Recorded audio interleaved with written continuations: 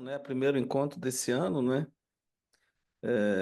Para mim é sempre bom poder estar com um grupo de irmãos que escolheram esse sacrifício de tirar um tempo para poder pensar nos outros, orar pelos outros, fortalecer a fé.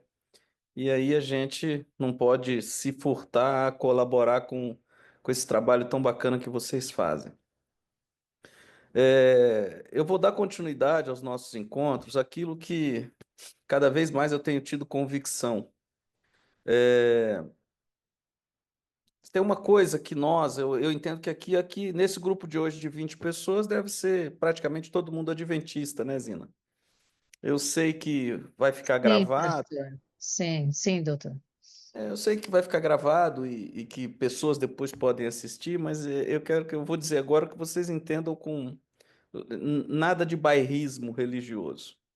Mas tem uma coisa que este povo, o povo chamado Adventista do sétimo dia, tem em dia especial é uma luz que alguns preferem chamar de menor ou maior. Para Deus isso não faz diferença. Se tudo leva para Ele, não importa se é maior, se é menor, se é a mula de Balaão, mas a hipocrisia às vezes reina dentro do nosso grupo. A verdade é essa. A grande verdade é que nós temos uma luz. E nós, como povo remanescente, assim, né? Outro dia eu estava vendo até uma pessoa criticando os adventistas, porque eles que se alegam o povo remanescente. Na verdade, nós somos o povo remanescente na teoria, isso é indiscutível.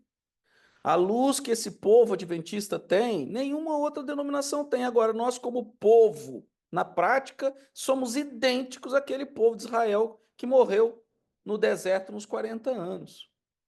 Então, a gente tem que ter a consciência disso, da nossa responsabilidade com o nome adventista, povo, se nós estamos seguindo ou não aquilo que Deus espera da gente. E cada vez mais que passa, queridos, está chegando a hora. Eu vou trazer para vocês hoje um tema à luz da ciência, da psicologia positiva, que muita gente ainda não entendeu, né? Eu tenho no meio, eu vou ter oportunidade agora em abril de palestrar para os psicólogos em missão, é um projeto bacana, são psicólogos que estão dedicando seu tempo para ajudar pessoas que precisam de terapia e alguma coisa mais, como uma forma de piedade, compaixão, de missão. Isso é muito bacana. Mas mesmo dentro do nosso povo, tem pessoas que não entenderam ainda, acham que é autoajuda quando fala em psicologia positiva. Então, vocês em particular têm tido a oportunidade de ver que não é, que é ciência. E que o pior de tudo é uma ciência que é bíblica, que está na luz do Espírito de Profecia, mas que o povo remanescente, teórico, não entendeu. E por isso vivemos um povo como um povo doente, um povo tomando remédio para tudo quanto é lado, lutando com as suas ansiedades, depressões e etc, etc. Por quê? Onde é que nós erramos? A gente é muito bom para criticar aquele povo de Israel que morreu no deserto. Pô, aquele povo viu o mar aberto, aquele povo viu o maná cair do céu, mas aquele povo, na hora que chegou na hora de tomar a terra prometida, se acovardou. Então, a primeira pergunta que eu vou fazer antes de apresentar o tema de hoje é para que vocês participem. Vocês estão prontos, com coragem, para assumir a verdade diante do mundo nesse tempo final? Para defender o princípio bíblico do sábado no tempo final? A palavra, a força de caráter, coragem, faz parte da vida de cada um de vocês? Isso é para você pensar. Se alguém quiser falar, pode falar. Eu tenho ouvido algumas coisas, queridos, sabe? Tem irmão que chega assim: ah, não, se Deus puder, me leva antes. Peraí, então se Deus precisar de você para poder defender, esquece, não é você? Ah, eu ouvi outro dia de uma irmã, não, não, eu já estou mais ou menos preparado com a estratégia. Quando começar o processo da perseguição, eu vou me trancar na minha casa, eu vou fazer uma compra enorme, botar na despensa e ficar esperando Jesus voltar. Eu ouvi isso da boca de um irmão. Vocês acham que vai ser assim? O que me preocupa mais é se você não está pronto para este desafio, como é que você está se preparando para ir para o céu? Vocês estão vendo o que está acontecendo? Nós que temos a luz, sabemos que esse tempo climático que estamos vivendo é tempo do fim. Só que a gente entrou numa onda dentro da igreja adventista, de alguns oradores, eu não vou botar a responsabilidade nas costas dos pastores, não, tá bom? De alguns oradores, de que não tem que ficar fazendo sensacionalismo, não tem que ficar. Pera aí. Cristo pregou sobre isso lá em Mateus 25. Os sinais do tempo do fim. Mas nós não queremos mais ouvir isso. E talvez você que está me ouvindo aqui agora seja um pouco culpado disso. Porque às vezes quer ir para a igreja ouvir autoajuda, em vez de ouvir a verdade, aquilo que fortalece, aquilo que eleva a mente ao céu. Como é que nós estamos hoje na busca da verdade? Eu estou falando isso para vocês como introito porque o termo decreto dominical pertence à Igreja Adventista do Sétimo Dia. Não existe na Bíblia. Não existe. E aí? Como é que fica? Vocês estão conscientes disso? Na Bíblia não tem decreto dominical. Isso é fruto dos escritos da profetisa. Da profetisa que muitos, né, alguns oradores, etc., preferem chamar de autora, escritora, não tem problema. No mercado acadêmico profissional, a gente até cita como autora, escritora, porque é uma realidade também, não deixa de ser uma verdade. Mas a grande verdade é que nós, adventistas do sétimo dia, como povo, e somos remanescentes, ou somos o povo de Israel dos 40 anos que ficou lá no deserto vagando? Vou compartilhar com vocês hoje a força de coragem, a força, a virtude, coragem. Coragem. E aí, eu vou passar rapidamente, eu vou compartilhar a tela aqui. Vamos lá, compartilhar. Vamos ver se... Tá tudo certo, estamos vendo, Tá professor. vendo? Ué? Uhum. Assim, Hum, vendo você permitir aí. peraí, permitir, deixa eu ver. Ok? Aqui tá Zoom dizendo que eu tô compartilhando. está compartilhando. A gente só viu o Zoom, agora sim. Agora, Coragem, força de caráter. então beleza. Então veja bem, vamos lá. Olha esse texto da profetisa. Deus, fiz uma bobeira aqui. Deus gostaria que individualmente buscasseis a perfeição do amor e humildade em vosso próprio coração. Quando ela fala coração é mente, isso aí você já, lá atrás a gente já falou sobre isso. Tudo na Bíblia que levar para coração, vocês levam para mente, né? É uma forma romântica de falar de mente, mesmo porque falar de mente é uma coisa muito complexa. Aplicai vossos principais cuidados a vós mesmos. Cultivai aquelas excelências de caráter que vos capacitarão para a sociedade dos puros e santos. Então vejam, nós estamos preocupados com isso.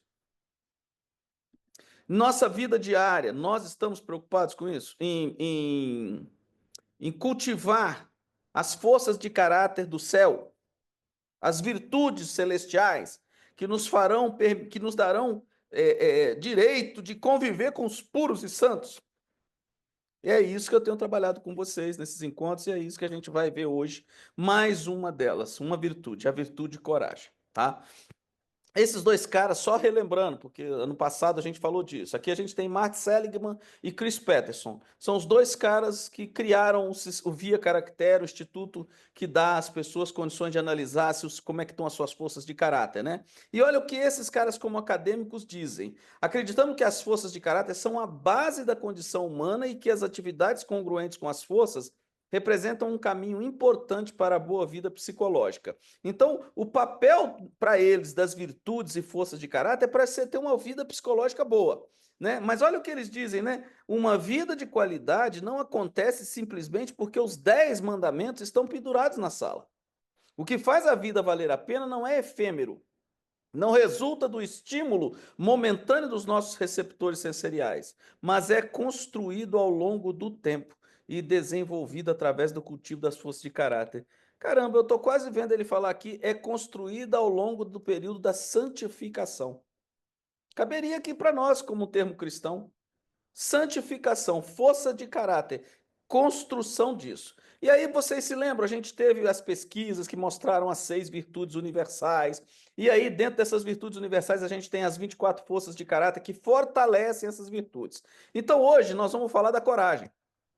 Dentro da coragem, a gente tem bravura, integridade, perseverança e vitalidade. Bom, mas a gente precisa aqui, para ficar numa linguagem única, definir o que é medo, temor, coragem e prudência.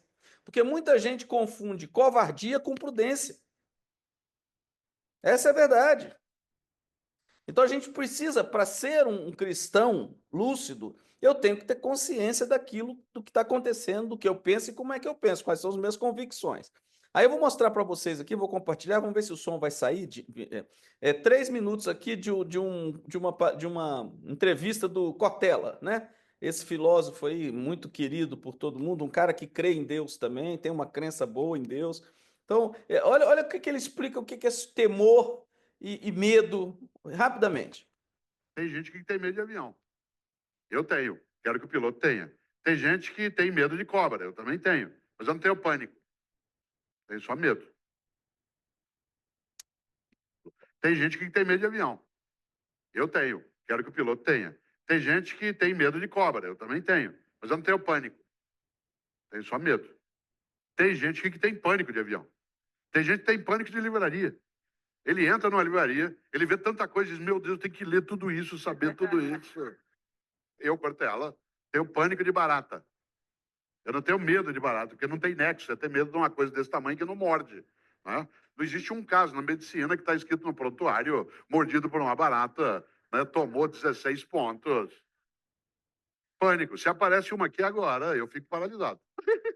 Mas não é medo, é pânico. Pânico. Pânico é irracional. Eu me lembro que algumas vezes eu dei aula no Butantan, né, em função de palestras, e tentaram me ajudar. Criogenaram barata, congelaram, para ver se eu segurava na mão. De jeito nenhum. Nem congelada. Né? Olha que coisa. Eu tenho dificuldade de entender na obra divina se há força divina que produz por que a barata foi feita. Certo? Tanta coisa boa para fazer, mas deve ter alguma coisa que eu não compreendi ainda. E um dia, há uns 30 anos, estava eu em Natal, no Rio Grande do Norte, que é uma cidade magnífica, maravilhosa. E estava eu e um professor da USP, eu sou da PUC São Paulo, ele é da USP, e nós dois temos pânico de barata. E Natal é uma cidade praiana, onde tem uma brisa deliciosa. Você nem precisa ligar o ar-condicionado, às vezes, no hotel, o ventilador. E nós somos dois um dia, ambos, né, em Natal. E cidade praiana, como você sabe, tem muita barata. Nós estávamos uma noite dormindo no hotel. Quando deu 2 da manhã, eu acordei e disse assim, tem uma barata no quarto. Ele acordou e falou, tem sim. Porque quem tem pânico sabe. Com a coragem que me restou, Fabiola, levantei, saí da cama que eu estava, subi na cama, fui até o telefone e liguei na recepção e disse, tem uma barata no quarto. O rapaz, às 2 da manhã, atendeu, falou, desculpe, o senhor quer mudar de quarto? Disse, não, o senhor não entendeu. Tem uma barata no quarto. Ele disse, o que o senhor quer que faça? Eu disse, eu quero que venha matar. Você imagina, ele disse, pois não. Depois de uns 5 minutos, entrou no quarto com a chave mestra, uma senhora de 1,5 m, com uma alpargatas na mão. Olhou aqueles 2 homens de mais de 1,80 m, de cueca sobre as camas. Olhou para nós, olhou para o inseto, foi lá, bateu no inseto e saiu com o cadáver, olhando para nós meio de canto. Claro que no dia seguinte nós tivemos que mudar de hotel, né? No café da manhã, nem o cozinheiro deixou de espiar dentro. Né? Isso não é medo, isso é pânico. Tem gente, aqui eu concluo, tem gente que tem pânico da morte. Eu tenho medo, mas não tenho pânico. Tenho medo da morte, não no sentido de desespero. Tenho medo de minha morte ser algo que cesse a minha possibilidade de ter uma vida que não seja pequena, banal, fútil. Por isso eu preciso pensar nela, na vida, antes de ficar pensando na morte. Há pessoas... Bem, é cômico, é bacana, mas é profundo. Muitas das vezes a gente mistura tudo como medo e vai criando bloqueios no nosso dia a dia, na nossa convivência. Então, ele é bom, o Cortella é bom por isso, porque ele é bastante didático e ele coloca para a gente um belo exemplo. Ter medo de barata não tem sentido. Barata não mata ninguém. Mas ter nojo, ter pânico, é outra história. Que são coisas que precisam ser tratadas, ok? Então, pânico assusta, amedronta, sem motivo determinado. Covardia, comportamento que denota ausência de coragem. Isso preocupa. O covarde, ele nunca sai de cima do muro. Ele estará sempre de acordo com o lado mais forte. E o lado mais forte pode não ser o lado certo. Prudência, virtude que faz prever e procura evitar as inconveniências e os perigos. Cautela, precaução. Nós vamos estudar isso com o decorrer das palestras. Temor, falta de tranquilidade, sensação de ameaça, susto. Assediados por selvagens vivem. Não, temer, temer pode ser uma falta de tranquilidade. Né? Ah, vai ter um temporal, igual passou aqui para o engenheiro agora, um vendaval danado, mas não choveu nada. Tem gente que desespera. Meu Deus, o que vai acontecer? Não. E a confiança, onde é que fica? Que é o que nós vamos ver aqui para combater isso. E medo? Estado afetivo suscitado pela consciência do perigo ou que, ao contrário, suscita essa consciência. Então, na verdade, o medo é uma sensação, é uma emoção. E dela, obviamente, nós precisamos como questão de sobrevivência. Né? Se você vê um animal perigoso, se você não tiver medo, você corre o risco de morrer, porque vai brincar ou vai encarar. Então, é necessário, mas nós precisamos entender em que circunstâncias isso, né?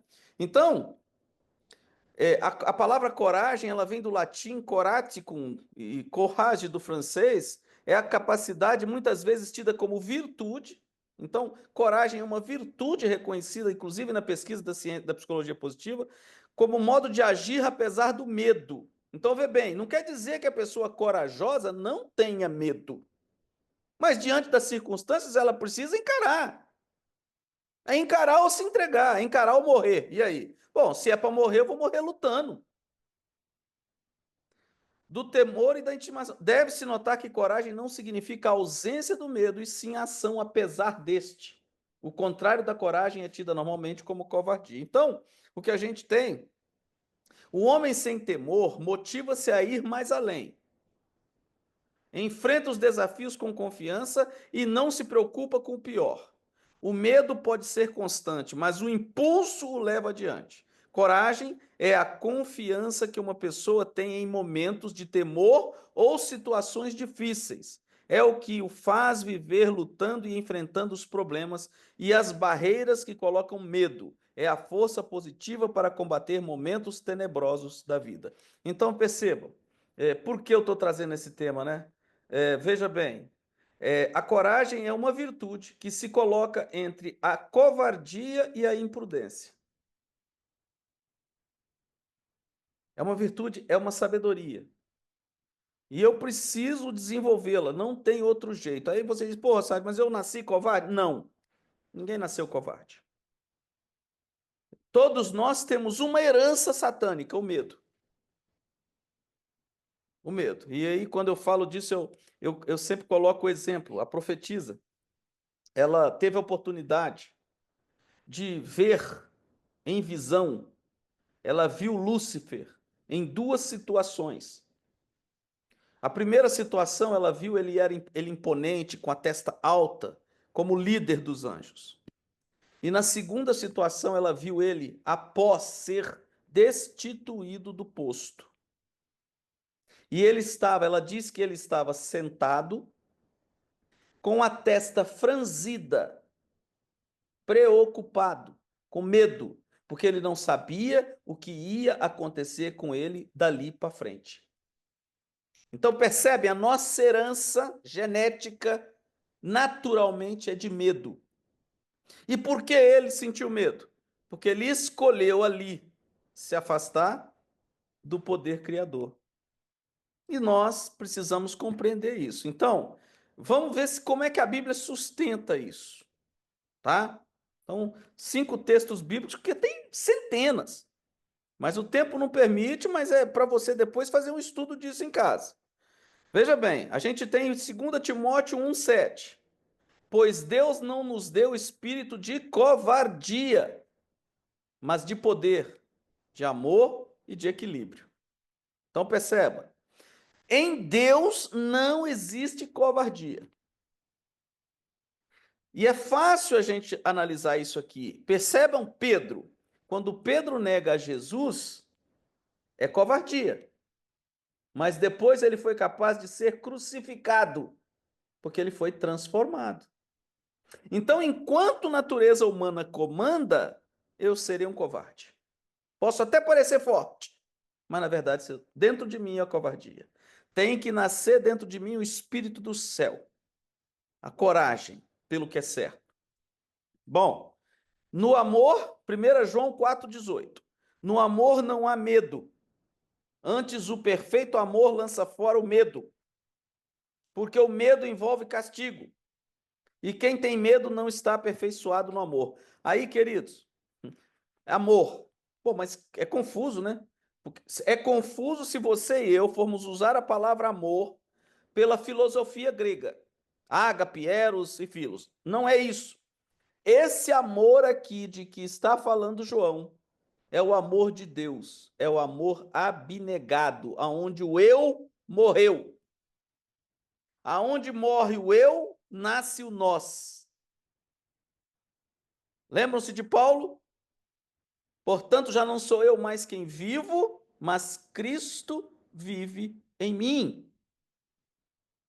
Então, o que nós precisamos entender é que enquanto estiver o eu, a covardia e a natureza humana comanda. Quando entra o nós, nasce a coragem. Isaías 41:10. Não temas, porque eu sou contigo. Não te assombres, porque eu sou teu Deus. Eu te esforço, eu te ajudo. Eu te sustento com a destra da minha justiça. Não temas, eu estou contigo. E isso vai ser muito importante para o tempo do fim. Essa relação tem que ser íntima para podermos suportar, superar os desafios que estão chegando aí. Ainda que eu andasse pelo vale da sombra da morte, não temeria mal algum, porque tu estás comigo, a tua vara e o teu cajado me consolam.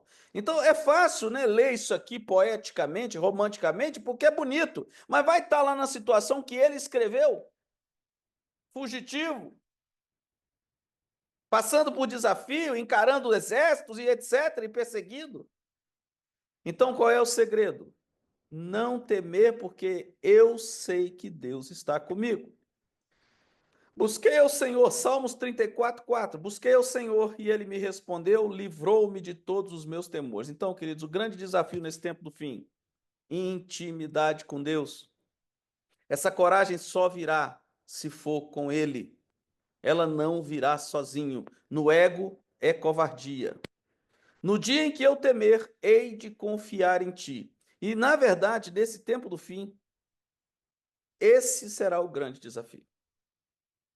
Porque todos nós que estamos aqui agora, nesse encontro, temos a mesma crença. Disso eu não duvido. Apesar de algumas convicções ainda distorcidas e por falta de informação, de conhecimento, mas temos a mesma crença. Nós acreditamos que Jesus morreu, que ressuscitou e que vai voltar. Essa crença aqui entre o nosso grupo não existe mais dúvida. O nosso problema aqui de cada um é fé. Relação individual com Deus. Relação individual com Deus. Certo? Então, veja bem, a gente precisa desenvolver uma relação íntima com Deus. Nós precisamos ter consciência disso. Não tem outro jeito. ok? O meu livro está saindo, já fizemos o registro na Câmara Brasileira de Livros e tal. Hoje há uma convicção grande, depois de alguns estudos aqui, de que é o primeiro livro escrito sobre o tema no mundo, o decreto dominical, especificamente sobre o decreto dominical. E é interessante porque muitas pessoas sinceras vão ter oportunidade de ler única e exclusivamente sobre isso, porque não se prega mais sobre isso, quem vai pregar não se prepara, tem medo das consequências e tal, então é difícil.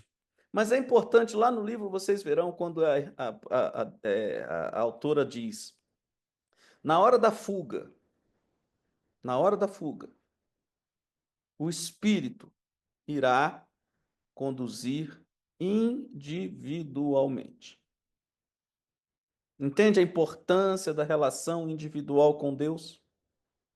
Não adianta, você não vai pegar o telefone e ligar para ninguém. Até mesmo porque, escuta o que eu vou dizer, nós temos o joio e o trigo dentro da igreja. E você não vai poder dizer para a pessoa o que você ouviu do Espírito Santo, para onde é que você tem que ir. Porque você não sabe se é um delator. Um dos comentários da profetisa é de que muitos serão entregues pelos da própria casa. Então, a relação com esse Deus, gente, é agora, é individual. Não se iluda com essa vida religiosa, monótona, sabatista que nós estamos levando. Vamos para a igreja para adorar a Deus. Adorar a Deus é mental, é todo dia, é relação íntima. Nós vamos para a igreja para louvar a Deus. Lá nós louvamos a Ele. E a profetisa diz que Deus se agrada quando em vozes uníssonas nós erguemos em louvor a Ele. Então, se você criou o hábito de assistir sermão só pela internet, não faça. Vá lá louvar a Deus. Ele se agrada. Agora, adore a Deus na sua mente, dia após dia. Ouça a voz dele. Lembram-se, nós fizemos aí no encontro meditação, mindfulness. Vocês colocaram em prática na vida? Tem deixado a mente ouvir a voz de Deus? Como é que vocês vão ouvir a voz de Deus se vocês não param para ouvi-lo? Se nós, né? Falando de mim também. Eu hoje levanto de manhã, já tenho consciência do que tenho que fazer. Eu agora apelei, amarrei. Vocês vão ver que eu amarrei um barbante no braço, né? Aí outro dia eu estava conversando com o pastor, ele falou assim, isso para mim é aquelas negócio de santinho lá da Bahia. Eu falei, não, essa desgrama no braço aqui é para eu lembrar de 3 coisas na minha vida. E é interessante, quando eu estou com a mão no volante do carro, eu olho para esse barbante amarrado, mansidão, humildade e fé. Gatilhos, queridos. Não vai haver mudança de hábito se não criarmos gatilhos que nos ajudem a eliminar o hábito antigo e a colocar em nossa vida e nossa mente os hábitos novos. Hoje, inclusive, eu, fazendo o ano bíblico, eu encontrei na Bíblia. E até está na Bíblia. Isso não é invenção minha, não é invenção do homem. Olha o que Deus disse para o povo de Israel. Olha só. Olha só. Está em Deuteronômio. É isso mesmo. Deuteronômio 6, se não me engano, versículo 7. É o 6 ou 5. E estas palavras que eu hoje te ordeno estarão no teu coração. E as intimarás a teus filhos, e delas falarás assentado em tua casa, e andando pelo caminho, e deitando-te e levantando-te. Também as atarás por sinal na tua mão, e te serão por testeiras entre os teus olhos. E as escreverás nos umbrais de tua casa e nas tuas portas. Por que Deus estava dizendo isso para o povo de Israel? Para que o povo de Israel não esquecesse. O que nós estamos fazendo? Para lembrar de tudo que Deus disse que nós precisamos fazer. A mesma rotina todo dia, né? Acordamos, comemos, trabalhamos, voltamos para casa, Lemos a meditação quando dá, a Bíblia às vezes quando dá, e aí o que nós estamos mudando de rotina? Nada. Do que a gente tem que se lembrar? A gente não botou gatilho nenhum para lembrar. É por isso que eu tenho procurado, aonde falo, criar alguns alertas. Imprime o versículo bíblico. Qual é o seu objetivo na vida, nessa terra? Vós sois nação santa, povo, sacerdócio real, comprados para mostrar ao mundo as virtudes daquele que vos comprou, vos tirou das trevas para a luz. Então, todo dia nessa terra, tem gente que acha que, não, para eu estar mais próximo do céu, eu tenho que ali ajudar alguém. Isso é consequência do quê? De uma mente transformada. Porque tem gente que passa, não vai passar ninguém na tua porta pedindo, ou você não vai. Mas se mentalmente você está com a mente ligada no céu, sua mente vai começar a querer fazer as coisas que o céu pedem. Só que se eu não criar um gatilho para isso, o que vai acontecer durante o dia? A minha mente vai ser levada para o que acontece hoje, que é a demanda, né? A demanda, os desafios. É o trabalho, é a busca do dinheiro, é a luta pela saúde, é pelo emprego, e isso vai te consumindo. E aí a relação com Deus? Bom, o último texto bíblico é esse aqui, ó. O Senhor está comigo, não temerei. O que me pode fazer o homem? Salmo 118, 6. O desafio vai ser esse no tempo do fim. Eu sei em quem eu tenho crido. E aí vamos para os textos finais da irmã White. É tanto texto que eu vou falar para vocês. Corta, corta, corta e é desafiante. Mas vamos lá. Vamos lá. Eu espero aqui, vamos para pelo menos uns 5 aqui, porque eu gostaria de ouvi-los, né? De repente eu já estou falando para pessoas que já tomaram consciência disso, sabem da importância de vencer toda tendência negativa, toda tendência de covardia, né? Estão se preocupando em fortalecer sua fé. Então, olha só. Profetiza. Mas Deus, em sua providência, não apenas poupou a vida de Saulo, mas converteu, transferindo assim um campeão do campo do inimigo para o lado de Cristo. Orador eloquente e crítico severo, Paulo, com seu decidido propósito e inquebrantável coragem, possuía as próprias qualificações necessárias à igreja primitiva. Então, entenda. Paulo tinha uma característica já que Deus precisava dele, coragem. Olha que interessante. Toda a convicção que ele tinha estava fundamentada em coragem. Então, a coragem é necessária. Ok. Então, veja bem. Vida cristã é mais importante do que muitos creem. Não consiste somente em delicadeza, paciência, doçura e bondade. São essenciais estas graças, mas há também necessidade de coragem, força, energia e perseverança. O caminho que Cristo nos traça é um caminho estreito e exige abnegação. Para entrar nesse caminho e passar pelas dificuldades e desânimos, requerem-se homens fortes. Interessante, né? Porque tem gente que confunde, às vezes, a agressividade não é coragem. Lembram-se? Mansidão é o temperamento do céu, isso nós vimos no ano passado. Mas a mansidão não quer dizer covardia. Eu até coloquei isso para vocês na época. Cristo lá no jardim, quando se levantou, disse aos discípulos: vamos, é chegada a hora. Com mansidão. Recebeu a cúpula porque o que o levaria preso. Não foi agressivo, mas corajoso.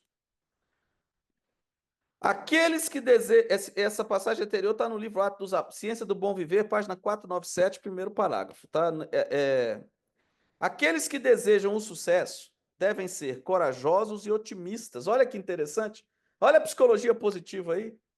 Otimismo, queridos, é pensar positivamente. E nós não vamos encontrar na Bíblia nenhum momento Deus te mandando ser covarde, ser preguiçoso, ser melancólico, ser procrastinador, ser desanimado. Em momento algum. Pelo contrário, não temas. Eu estou contigo, né? Então, devem cultivar não só as virtudes passivas, olha que interessante, mas as ativas, respondendo com doçura para afastar a ira, olha a mansidão em ação. Devem possuir a coragem de um herói para resistir ao mal, com a caridade que tudo suporta, carecem de força de caráter para que sua influência exerça um poder positivo. Percebe? Então, lobinho em pele de cordeiro, não adianta. Você não ter coragem de expressar sua opinião, isso é covardia.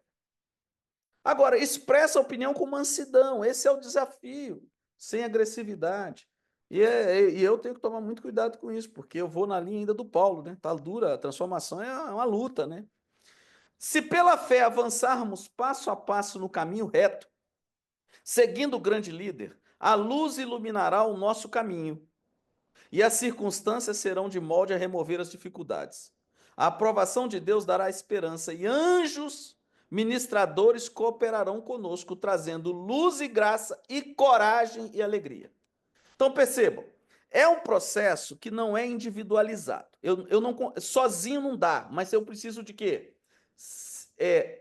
Passo a passo no caminho reto. Então entenda, preciso da vontade, do querer, eu vou mudar, eu quero mudar, para que o anjo e o Espírito Santo possam atuar.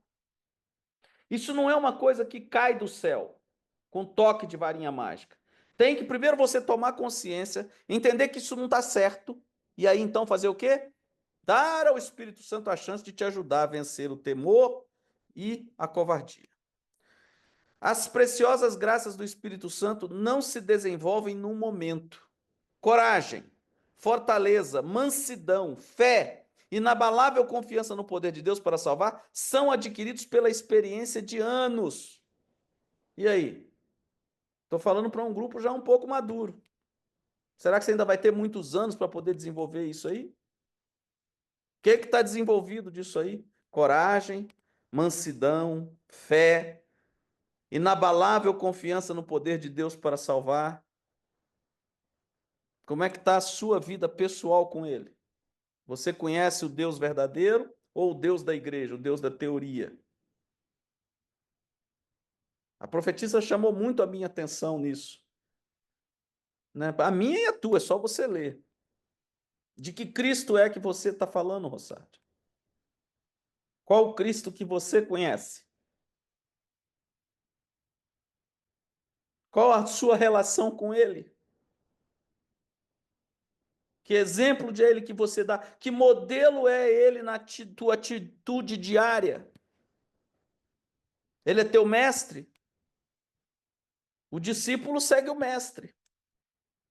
Como é que estão suas atitudes em relação ao mestre? Que mestre que você está espelhando aí? Essa pergunta ela faz porque ela diz que cada um de nós vai falar do Cristo que conhece. Difícil, hein?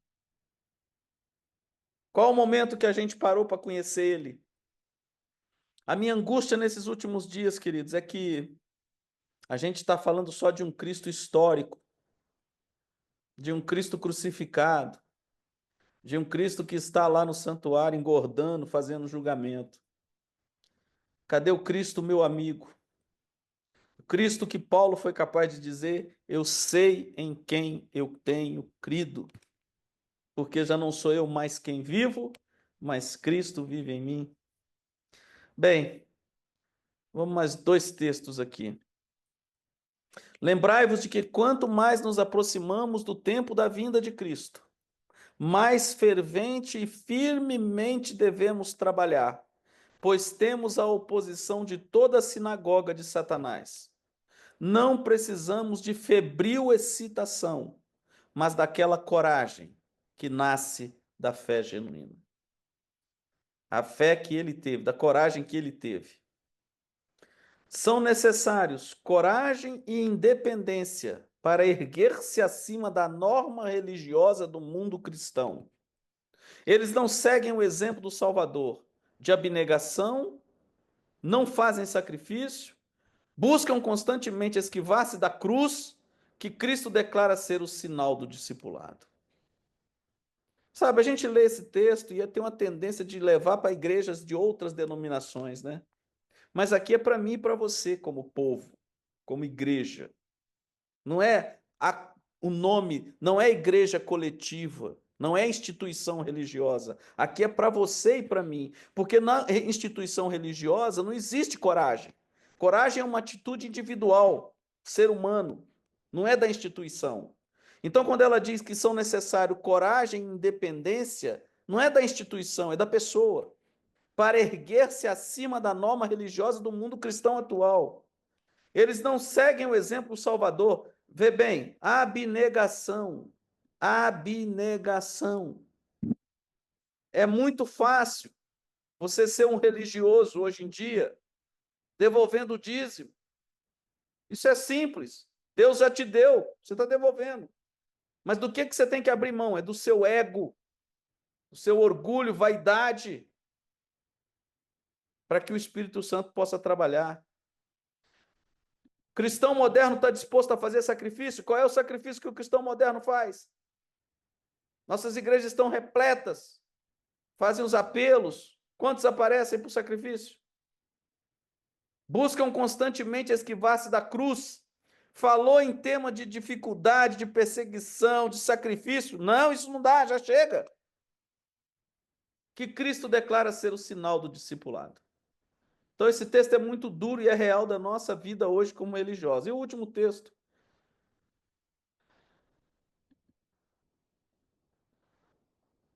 Todo o que nesse dia mal se dispuser a servir a Deus com destemor, segundo os ditames de sua consciência, necessitará de coragem.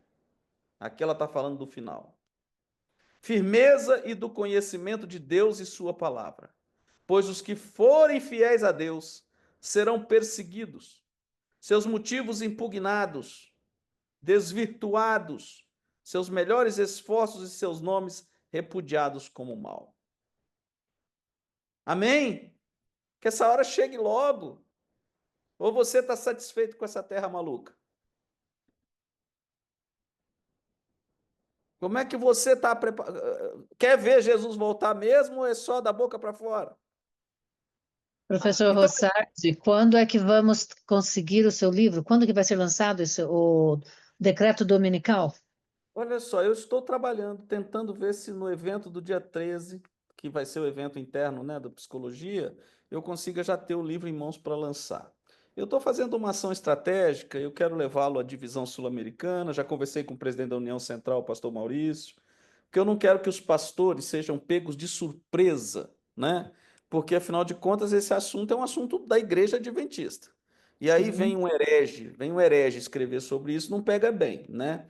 Então eu vou levar o livro aos pastores, mostrar para eles que se trata de uma revisão dentro do Espírito de Profecia, meramente Espírito de Profecia, para que eles fiquem mais tranquilos, porque a gente vai fazer uma ação de divulgação nas redes sociais, com acesso independente, etc., porque a ideia é que todo mundo tenha acesso mesmo, que Deus possa sim. usar esse livro como uma forma, né, da gente, nesse final aí, os sinceros, apenas se ajustar. Porque eu sei que muitas pessoas sinceras já estão se preparando. Eu, Mas, particularmente, quero uma cópia.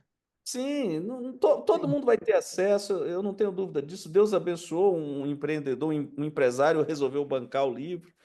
Então a Que gente está. benção. É até melhor ser de forma independente mesmo, porque no final, o que lá está na profecia? Que no final quem vai pregar? Os velhos profetizarão, né? Eu não estou velho, não. Eu me sinto bem, estou pronto aí para mais 50. Ótimo. Mas eu simplesmente estou pegando o que está escrito pela profetisa e trazendo à luz dos dias finais. É só isso. Se você hoje pegar todos os escritos dela, você vai ver quanta luz para os dias atuais.